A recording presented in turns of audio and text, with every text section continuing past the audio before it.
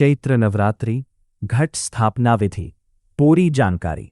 नमस्कार दोस्तों, आज से पवित्र चैत्र नवरात्रि की शुरुआत हो रही है और इस शुभ अवसर पर सबसे महत्वपूर्ण कार्य होता है घट स्थापना, जिसे कलश स्थापना भी कहा जाता है।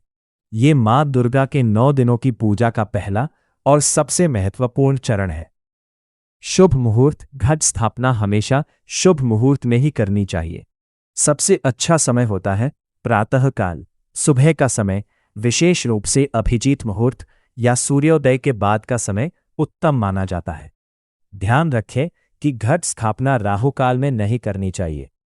घट स्थापना की आवश्यक सामग्री।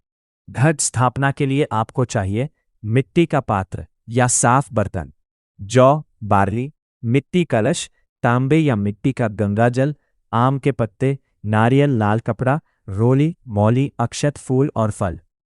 घट स्थापना की विधि स्टेप बाय स्टेप। सबसे पहले पूजा स्थान को अच्छे से साफ करें। एक चौकी पर लाल कपड़ा बिछाएं। अब मिट्टी के पात्र में मिट्टी डालकर उसमें जौ बोएं। ये जौ समृद्धि और वृद्धि का प्रतीक होते हैं।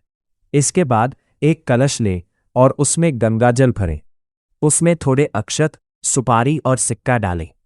कलश के मुंह पर आम के पत्ते रखें।